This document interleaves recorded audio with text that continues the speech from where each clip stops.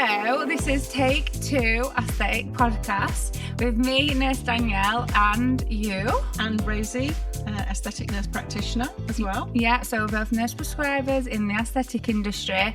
This podcast came along the craziest way ever. We've not actually known each other for that long, have we? No. And we ended up in Paris at, what were it called? IMCAS, a big, what is it? A big conference? It's an international conference for aesthetics. It's one of the biggest worldwide. It's one of the biggest in Europe, isn't it? And we got invited. Ching, ching. So we first met when I was a trainer, well, I still am a trainer for a huge global pharmaceutical. Yeah. And you've got loads of experience in aesthetics. It's just one of these training days just to introduce to the products, wasn't it? And yeah. Just get together. We can say the company that you work for? It's called Allergan. Allergan. Manufacturers of Juvederm and a well-known toxin that's used for muscle relaxing Mm-hmm. the upper face. And we sort of clicked, didn't we? Yeah. But not as much as until we got invited by a joint company to IMCAS. Yeah. And we didn't realise, did we, until we messaged. I think I messaged someone and said, who else is going on this conference? So it was hosted for a couple of days. And they said, Danielle, Danny. So we messaged each other. Met each other at airport, didn't we? We met each other at airport. That wasn't without its trials and tribulations itself. Yeah. Every time she was so late. I'm usually a late one and I'm stood. I even made pals with the guy who takes your suitcases and he let me in priority queue just because I've been stood there that long waiting for you. Yeah, but you'd done something, hadn't you? Hadn't you left something at home, a key card? Oh, my key for me. So I've got a Tesla and I had no key. And so I was on the way to the airport and your key is on your phone, but you also have like a credit card key. I'd left the credit card key it were in my husband's wallet. He were in Nottingham or Leeds, and we were going to the opposite direction airport, and I had no key, so I had to ring up the car parking company to say I haven't got a key, and they were like, well, we can't take your car then. But they managed to let me take my car, but they had to keep ringing me for me to go on an app to open my car to press start in Paris so they could move it. So, yeah, that was that. It was that. I was stuck on the M42 in roadworks. But yeah, so just not far from home. I was chaos. closest to the airport, rushed through security, got to IMCAS, and as you get to know me, I live by myself. I'm divorced 13 years ago, which is a bit of a story that we'll come to. And I always leave things to the last minute, don't I? Yeah. Absolutely last minute. And I thought, living by myself, I'm going to be with these people for the best part of 3 days. And I thought, I'm not going to be able to manage this. I'm going to have a bit of me time, a bit of space, a bit of zoning out. And she met me. But the minute we met, there was just this incredible chemistry, wasn't there? Oh, it's crazy. It's just so... I could get emotional. You'll get to know that as the podcasts go on. But I was so moved, and I never tired of a single second spent with you, because things happen around us. That's all she kept saying. We even seen Victoria Beckham and David Beckham drive past us in... Well, we didn't, because windows were black. Or Elton John. We seen a celebrity. It was Paris. What was it? Yeah, Paris Fashion Week. Yeah. So, you kept... We just laughed. I think you're probably right, actually, because they had a massive escort, didn't they, through Paris. So we went to this conference, and then we realised that we not only knew joint people, but we knew many people differently. But these are UK leading practitioners and companies that we know and have worked alongside or had the pleasure of the company. Yeah. And it's crazy, isn't it? How many people we actually knew. It's amazing. You think, I'm really proud, because some of them are international as well. But you know. Yeah. So this was the 3 days, and we spent so much time. Then we had withdrawal symptoms when we got back. We were texting each other and going, God, I missed you. What are you doing? I think the thing was with us, we were walking through the streets of Paris, and this is where we were like, oh my God, we are daft. Walking through the streets of Paris. You're going to do the plastic crabs, yeah, aren't you? the plastic crabs are coming in. So there were this beautiful restaurant with like a seafood stand outside with these lobsters and crabs on. And beautiful. I were videoing like, oh my God, this is why I don't eat seafood. I eat everything in life. I am a foodie. Seafood, I'm saying even on the video, this is why I don't eat seafood, because I can literally see what it's like. I'm seeing the actual fish or animal that you're eating. But we were like, oh my God, the colours. And Rosie's saying the colours, they're so vibrant, it's so beautiful. Look at these lobsters. And then we gets back. We did about 6 photos at this point because we couldn't get over the colour. And then amazing. Hours and hours later, we went for tea. I went back to the room. I got in bed and I checked my messages, and I had about 30 messages on 2 Instagram accounts saying, Dan, you do know that them crabs, the plastic, you do know the... Because I did say, this is stupid keeping them outside in this temperature. They'll go off. And I said, well, I wondered why no one had stole them. And then someone said...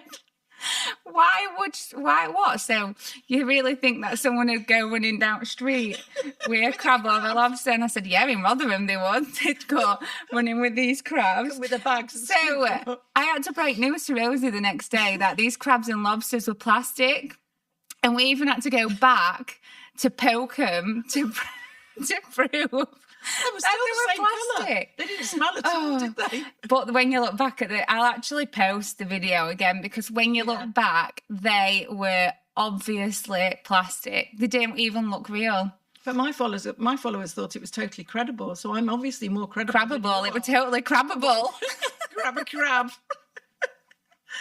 Oh, I love a pun. This was one of many things that happened to us. And in the conference, we suddenly realised on the second day that we'd hardly gone to any lectures. We just kept walking in circles. My God. And I took Rosey to a club till like 12:30. Yeah. It was amazing. 1 o'clock. No, I left at 2. You left about 4 o'clock. Oh God, don't even say that. When I got home, I couldn't walk. My knees were killing. And my hips for about a week. I was taking back-to-back brufen to try and get rid of it, and I couldn't walk. I mean, I am 64. How old are you?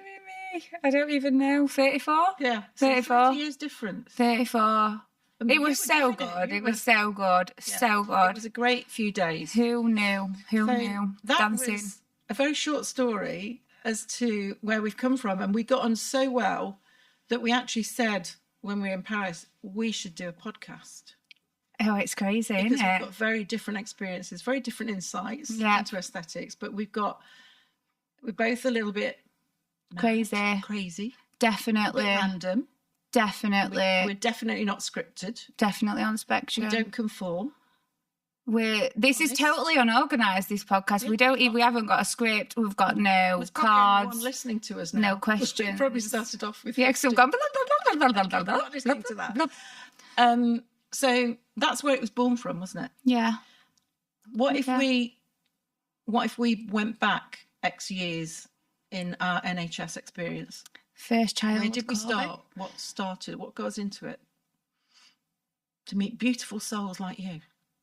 I've missed a question, Rosey. What did you? Quinn just rang me. That's one of 3 children. You can tell it's 3 o'clock because she just rang me up. Crab on the next one.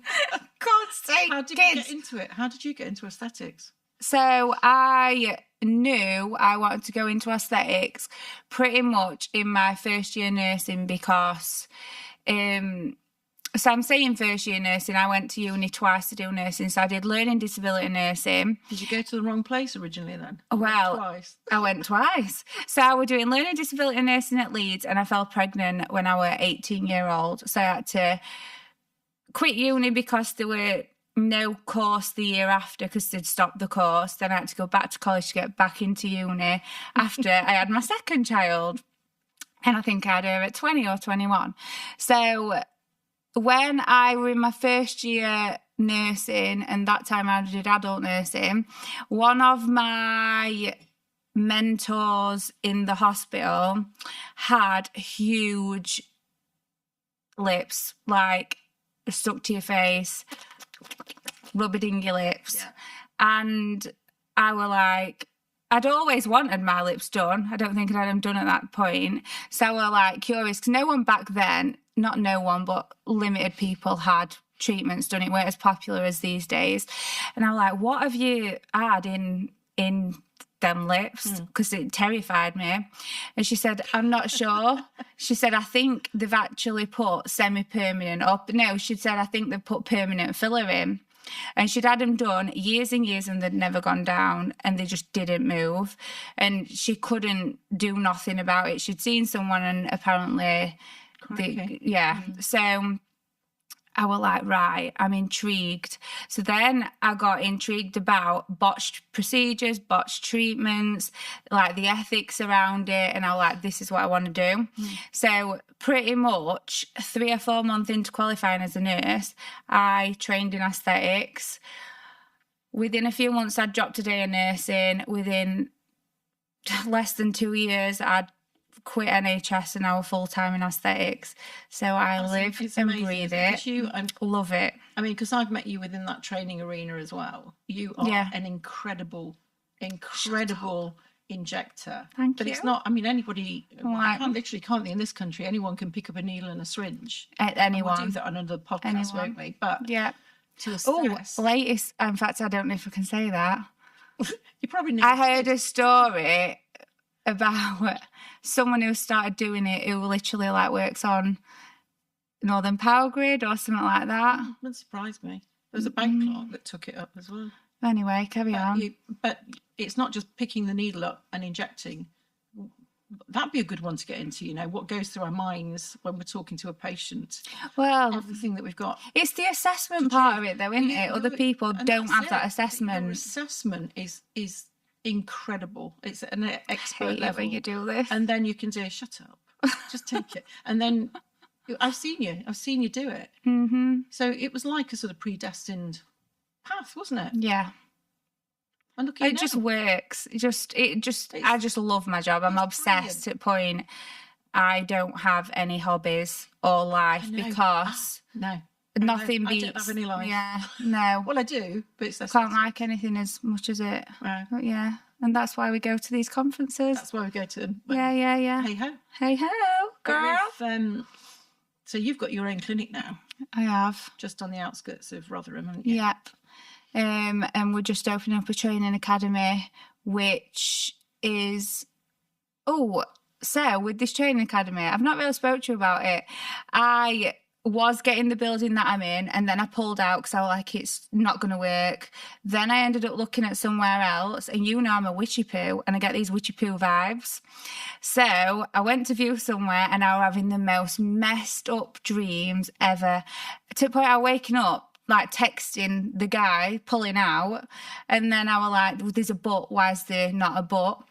And I had an awful dream about someone, this is probably going too far, someone had basically drowned in the canal behind, and I was like, oh my God, and it turns out someone actually had. And then we're going totally off point here. And then I had a dream that someone had really damaged like the skull. And then my patient came to me the next day, and someone in a family that had happened to. And I was like, it's as though someone in my dreams giving me this situation to say, this story is going to happen today. I'm going to prove that don't do it. So then I pulled out, and then I ended up back to the original building with a clear plan, and I knew exactly how I wanted it, right. And then that were right. So I've done a full 360. It's weird when you get those vibes though, isn't it? Exactly, but we still need a bigger clinic, so I've outgrown it. But anyway, enough about me. I want to hear about you. Talking about you. No, because I am actually like, you've been in the industry absolutely years. Oh yeah. No, really, she's 34. Child. Yeah. How did I get into? So I got a nursing background like you. Because aren't you a midwife as well? So I was a midwife, and then a health visitor. Yeah. And you know, when I look back, it's quite clear how I've got to where I am now. But it's not at the time, is it? That's the brilliant thing. You're on this journey, and you sort of think, wow. When you look back, you can see all the dominoes lining up. Yeah. And I was on my first maternity leave. And so my daughter now is 31. She's 31. And when I just had my son, so second maternity leave, the second child was 8 months old on a maternity leave, and I thought, my brain's fuddling here. It really is. I need to do something.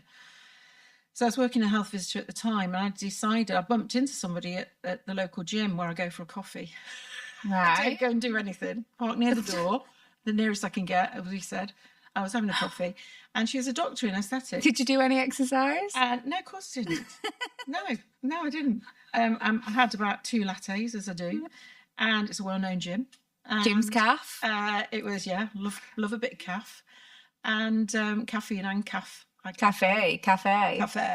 And this lady was when, all these treatments were just starting. So all we did was we did line softening, and we did nose to mouth lines and lips. That was it. That was all the treatments. That's all we knew. That's all the training was. And I was speaking to her, and she was a GP, a local GP, but she's lovely, but she's very, darling, absolutely, yes, fabulous, you can do that. Oh, it'd be amazing. Yes, why not? Oh, you look beautiful. You're all very, upmarket for me. And she likes them from Rotherham. You do these treatments, don't you? So I said, yes, I love it. It's fabulous. It's absolutely fabulous. So I said, can I come along and have a look? And she said, yes, of course, you can do the consults. And I was thinking, this is going to be like Eddie and Davina of Ab Fab. Right. I love that programme. And the one where she wakes up in bed and she's got a needle sticking out. There we go. Well, so I went along, and it was very much how I thought it was. It was all flamboyant colours. It was very wealthy women at that time. I'm talking about 24 years ago, probably 25 actually, 24, 25 years ago. And it was only just growing in the UK, and I sort of thought, I can do this. I'd been interested in beauty because I'd done a diploma in beauty treatments and facials earlier in that maternity leave. And then I went on to do this. And I thought, I don't think nurses can do this. So I asked the doctor, and I said, can nurses do this? Darling, of course you can. Of course you can. You can do anything, but not on my doorstep. So I thought, anyway, so I found out about the courses, went and did quite a few courses, because I just couldn't go and put a needle into somebody's face, because that was the midwife in me particularly. Yeah. I had to be sure. I had to be 150% sure. And actually, in the first days of doing the treatments, I couldn't answer my phone, because I just thought somebody's going to be ringing, they've got a problem. I've dropped the brow, I've dropped the lid. The most awful feeling, isn't it? I can't answer that phone because I don't recognise the number. And my husband at the time, he's gone. Not over the Rainbow Bridge. They're the dogs. He's still around. Just kidding. He's not with me. And he said, this is stupid. You have got to give this up. It's not worth it. The stress. You're not sleeping at night. And I just thought, I can't give this up. I can't give it up. So I got a job with a national provider called Hospital Group, and then Transform, and took off from there. I got, because it was in the corporate sphere, it was sink or swim. Yeah. So straight away, from going doing 1 or 2 treatments a week, I was suddenly going to about 8 or 10 in a day. It's a huge jump in it. It's the way I had to go. Yeah. I mean, it was horrendous. I even asked, can you get this at the time? Can you do, because they're not covered it on the training, can you do fillers at the time called mixed race or darker skin? Yeah. Because it never been covered in the training. How disgusting is that? Yeah. And I didn't get that information. But anyway, so that's where the state of aesthetics was. And then just grew. So when you moved to Transform and the hospital group, because you were no longer on your own, did you find your anxiety was the same? Did you find that it reduced? Because obviously, which I think we need to cover in another podcast for practitioners, it is a lonely industry. And if you don't build connections, it's your anxiety is through the roof. Yeah, another child. You're right. It's essential, Dan, isn't it? And I think we go from working. You just can't sleep. No, you can't. You cannot sleep. And you bruise someone, and you think, "Oh my God, I bruised him," but you're sticking needles in a face. Yeah, and sometimes you've got to manage your own expectations. Yeah, I hate bruising people now. Still, I think I bruised someone today. I feel as though I've assaulted somebody when a bruise comes out. I'm disgusted. It were only a tiny bruise, and she said, "Let's see it bruise then," thinking her whole face would black and she couldn't even see the bruise. But yeah, it's like that picture where you see where it says, which we can probably put on this snippet, where it says, am I going to bruise? I've got an event on.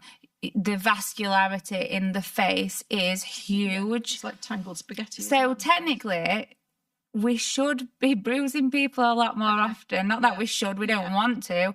But luckily enough, you can sometimes inject a face full of skin boosters, and Botox on the same day and get nothing. And then other days. It's just, it's awful. It's half of the cause. But you're right, we go from the NHS because, you know, in the UK, we're unregulated. That's another subject that we need to get into. And that's moving very slowly. And if we get a new Prime Minister, that's going to be put to the back anyway. Let's not get into politics. Let's not get into that. But you've got, you know, you've got huge risks. You're by yourself. Normally you're surrounded by a team in the NHS. You're never alone. And that's something that stays with us forever. That NHS is in our blood all the time. But then you suddenly go into new treatments, things that at the time they never talked about any adverse effects that we call them in the business, any untoward effects that fillers particularly can cause, how to manage them, how to dissolve the fillers, antibiotics, the whole gamut was never addressed, never spoken about. And you just go to sort of suddenly thinking, oh my days, you know, this is my decision, this is my assessment, how am I going to do this? People trust you and you've got nobody around you. That's what helped me going into that corporate setting. Because then I was exposed to companies like Allergan, Teoxane, Abaji, Skin Tech, Restylane, you know, all of those companies, and the huge support that they gave you, and you were suddenly, you know, sort of thrusted up to these different levels, different products. And that clinic, we took it, and I say we because there was a team, I was the only injector, but there was a team, we took that clinic to the leading clinic in the UK. It's amazing though, isn't it? That was a rapid growth. And then of course we went into our own businesses as we got more proficient. We just sort of thought the time's right. And you get to think, well, why am I working for somebody else? When I've got all I need to actually go and do it myself now. Because then you built up your networks, haven't you? Wonderful friends, colleagues. I think it's, and everyone has different stories. Like with me, I was just on my own. And I think it's your whole business mindset as well, and which way you want to go down. So the first products that I actually initially got trained using Juvederm and Revelax, which at that point, Revelax came in. Constipation, doesn't it? Revelax. It does actually. It does. Anyway. And then all this... It's not. It's an chaos came back. It's not a laxative. It's a filler. You cross yourself when you say that. And then I met the rep for Teoxane, built up a relationship, and the more you learn, it's about getting to meet the reps, finding out what pharmacies the companies supply, because if you're not buying them products from the pharmacy that's direct that they supply, you're not going to get the support, you're not going to get that backup, you're not good. If you've got a complication, you've not got as much support. Is the filler legit? Is it imported? It's just the list goes on and on and on. Coming up with lots of subjects here, because that's something that isn't always out there for the public to be aware of, is it? No, you know, because you can't just, as injectors, we wouldn't. We don't even look that way, but we can't import our own fillers online from another pharmacy. The amount of Instagram messages and Facebook messages you get daily saying, come and buy this filler, come and buy this Botox, China, Spain, machines, cheap machines. When Lemon Bottle were huge, I never used Lemon Bottle, again, another subject. But I were getting offered 3 bottles of Lemon Bottle if I bought my filler or Botox. So this goes to stand. If you think it's too cheap, it's too cheap. It's too good to be true. If you think, too good to be true, it's too good to be true. It's not. Don't do it. It's your face. itch your face. Like, just think. And if you can't afford to do it, don't do it. And the great thing is that... Because you pay triple to put it back right. Oh, God. Filler goes wrong, then you're paying us to dissolve it, to deal with the complications, to prescribe the steroids, to prescribe the antibiotics. Because whoever's done it, most of the time when it's cheap, they don't know how to then deal with it. Oh, got loads. Yeah. Got loads. We're getting a bit carried away on that one. But then, I mean, the good thing about aesthetics is also choosing the people that surround you. Yeah. Now, this is another subject. This is magic. The smoke and mirrors within aesthetics, which we'll look I at. like that. I'm not going to name any names. Yeah. But there's stories, there's fun, there's gasp moments. Oh, what? Yeah. But it's looking at the support you put around you, isn't it? Yeah. And one of my closest friends, who I've known since I was at primary school, I used to watch her play netball, and I used to think she was amazing. But anyway, that's another thing. And I said to her, "What's the secret in business? What's the secret in aesthetics that I can put into it?" And she's got 18 day nurseries. Yeah. 18 employees, something like, I think it's between 250, 300 staff. Yeah. She said, surround yourself with good people. Yeah. And that's not only, I mean, we've got staff, but they're more like friends and family, aren't they? Definitely. And we've got those around us. But the more important thing is, because we're working and we're dealing with and we're choosing world leading, either FDA, the Food and Drugs Administration of America, the highest regulatory body and approval, or we're using massively internationally recognised leading devices and products. Yeah. We get to be with their key trainers, their key opinion leaders, as we call them, KOLs. Yeah. So we actually we're privy to have that around us. Yeah. It's huge, and it's just so rich and enjoyable. But that's a huge accomplishment in itself, to actually be surrounded by those people. But we never sit back and reflect and think, like when you said to me at Paris, "Oh my God, you actually know that person quite," and and I was like, like, as you know what I mean, like as in like, you go, we'd still see someone and I'm thinking, you just don't actually click on and think, reflect back and think, I've had so many training sessions with that person, because you've worked hard. You say lucky enough, but you're not lucky. You've worked goddamn hard to get there. I have to pull myself up on that phrase, because I do say to my patients and to my friends, I'm so lucky. I'm really lucky. And they go, do I look lucky? I look drained. I'm tired. You've worked. Pull me off the floor. Yeah, you've worked hard, really hard. But it's keeping those people around you, isn't it? Yeah. And there are some absolute, and we don't have to do a clap moment, there are some tossers in aesthetics. Oh, there's some right. Then. I was going to say, I was going to say it. I didn't know how to say. No. It nearly turned to and then I backed up. And then, anyway. Sorry. But then there's some beautiful, lovely people who are amazing. We'd always be polite and nice to everybody. No, and most are really lovely, but you know the ones to sort of that don't quite walk your path, maybe. Yeah. While we're on the subject of whatever we've just called people, what we're not going to say again, but we might say again, we had the biggest, funniest conversation as well, didn't we, on the way about what words are acceptable to say on this podcast and what aren't. And then Rosey were like, I'm going to say bloody. I can say bloody. And I was like, can we say And then my dad growing up were like, you can't say, even now I'm 34, I'm not allowed to say the word bloody. No, it's a bit of a generational thing, bloody. It's a bit of a term. My dad's 70 swearing. It's swearing. Yeah. But so we're saying we're not going to say the F word because that's base. Can you beep it? Can you go like? You're like beep, beep. Right, Ben says so. We can't say.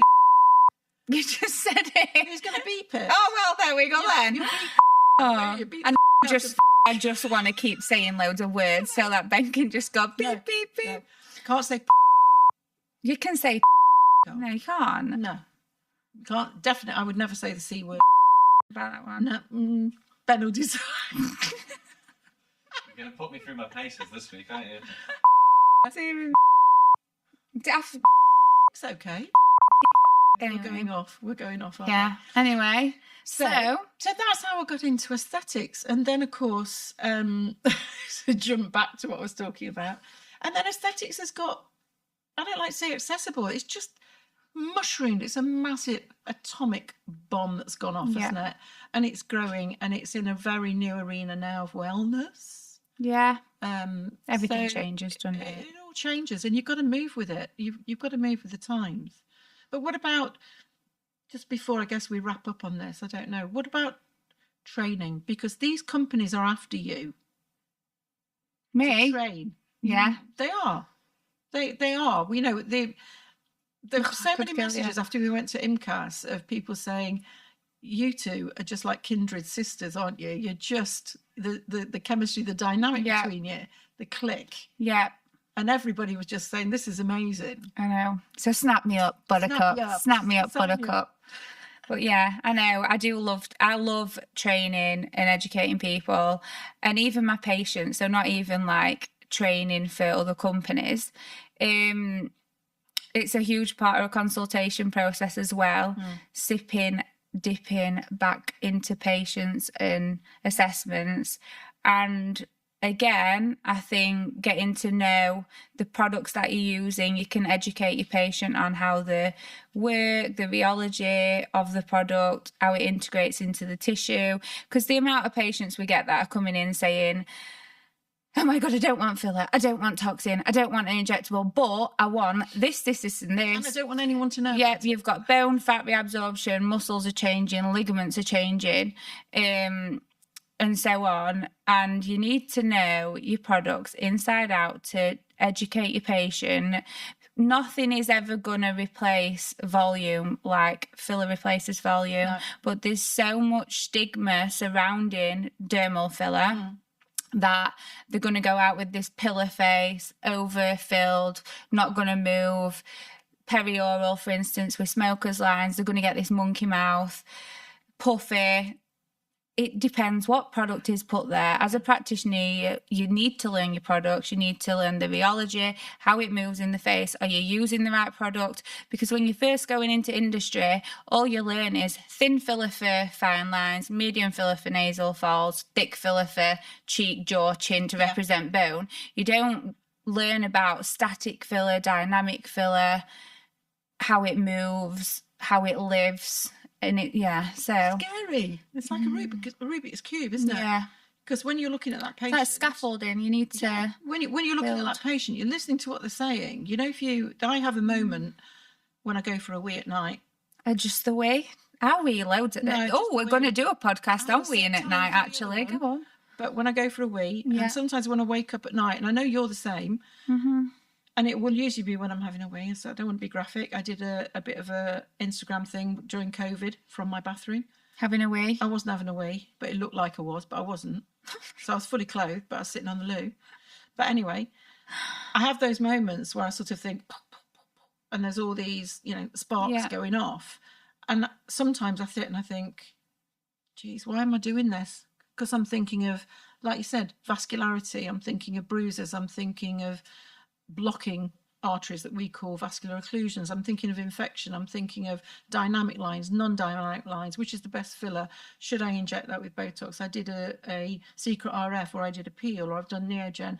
Did that go too far? Should I have done it better? What should I put on afterwards? Should I combine these?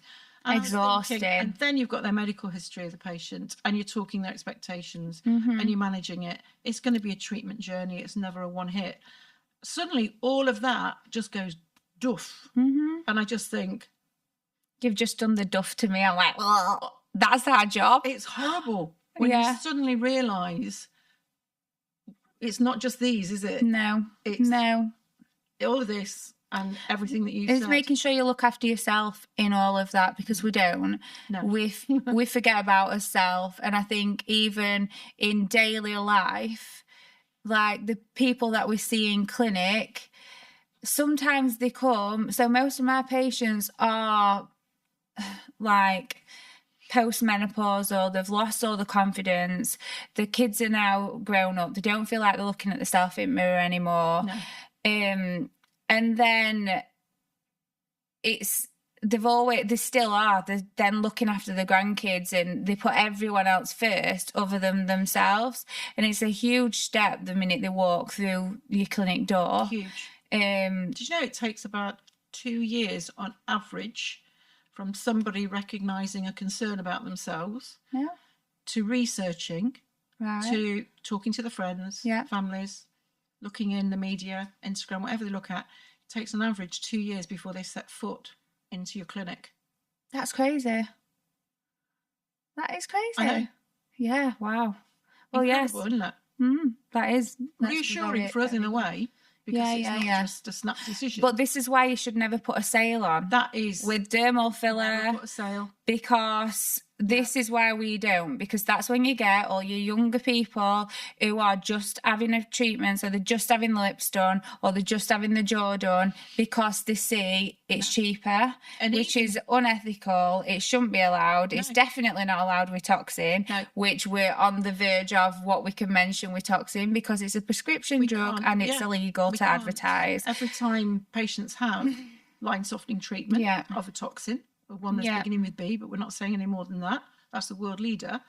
But that is a prescription drug, which I think many patients don't realise, and it's prescribed for them, having done consultation and all that safety bit. But you cannot put 2 for 1 on it. You can't say, buy your friend this, or... You can't even put 3 areas of... You can't advertise 3 areas of line relaxing for 100 quid. And you're like, 100 quid? It definitely shouldn't be 100 quid, so it's definitely not a legit product. But you cannot do that. I've got a term. You're a drug dealer. Drug dealer? Yeah, Dealer? Why a dealer? I don't know. I didn't like Delia Smith. I don't know. Anyway. It was Delia Smith. I was going to say, what? Who? She's she's not fantastic. She's very irritating cook. Anyway. No, I don't. I can't Norwich cook. Football Club as well. You can see why we got on in Paris, can't you? Maybe I should look her up because I can't cook. You cannot put prescription Medisave is, if you want to advertise, if you want to pay us, Medisave is a website. You cannot advertise prescription medication, of which line softening is one, because you become a drug dealer. Yeah. And that is illegal to do. It is. And there are many clinicians that don't realise that. No. Because they do rapid trainings and then they want to become a trainer within 6 months of going into aesthetics. We'll get onto that as well.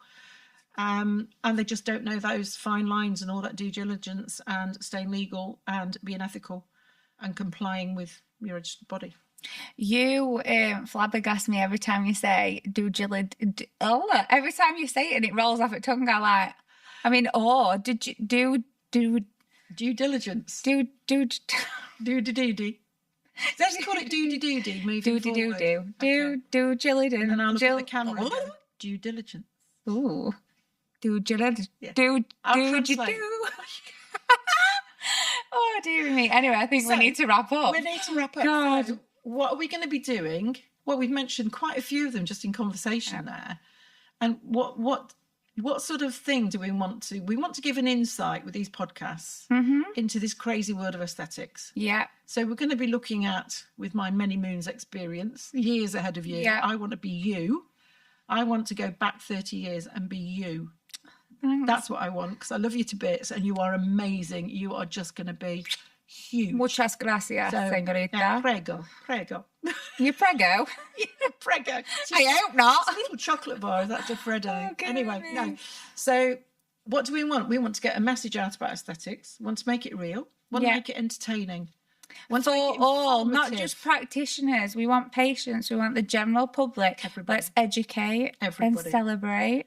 I don't know what we're celebrating, but it sounds funky. Want to share the passion that we have for everything aesthetics and everything, all the shit. I can say that. Ben won't cut me out. You can life say a word stories. If you want. Life stories. Yeah, everything. Bring stories to, respectfully, not naming anybody or naming any patients or anything like that, but just to give an insight into this mad world, and it is relatively new. Yeah. And this has never been done before, and I am so excited. I'm so excited. But yeah, we'll probably be bumped off when we walk out. There we go. They'll be locking doors. Yeah. Come So back. I hope everyone's enjoyed this, inaugural. This is just like a little introduction into what you're getting, a little taste, a little dip. Yeah. So dip Yeah. into. So thanks for listening. Take 2 aesthetics. There we go. We did it.